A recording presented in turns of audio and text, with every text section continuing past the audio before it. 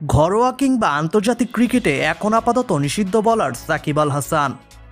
ইংল্যান্ডের ল্যাবে ত্রুটিপূর্ণ বোলিং অ্যাকশন শনাক্তের পর ঘরোয়া এবং আন্তর্জাতিক ক্রিকেটে বোলিং নিষেধাজ্ঞায় পড়েছেন বাংলাদেশের এই অলরাউন্ডার।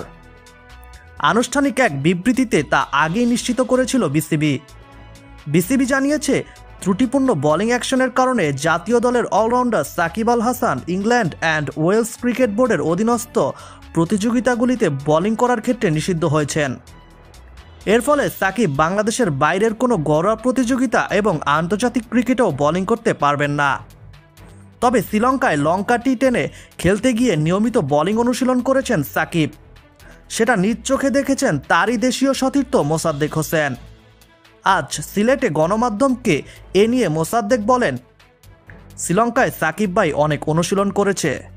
ম্যাচ শুরুর আগে এবং ম্যাচের শেষেও সাকিব ভাই বোলিং নিয়ে প্র্যাকটিসে অনেক চেষ্টা করেছে।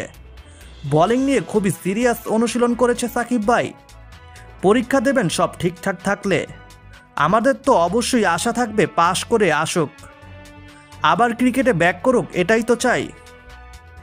দেশের জার্সিতে সাকিবের সাথে খেলা নিয়ে মোসাদ্দেক বলেন, শেষ কিনা জানি না, কিন্তু অবশ্যই ভালো একটা টুর্নামেন্ট একসাথে খেলতে পেরেছি।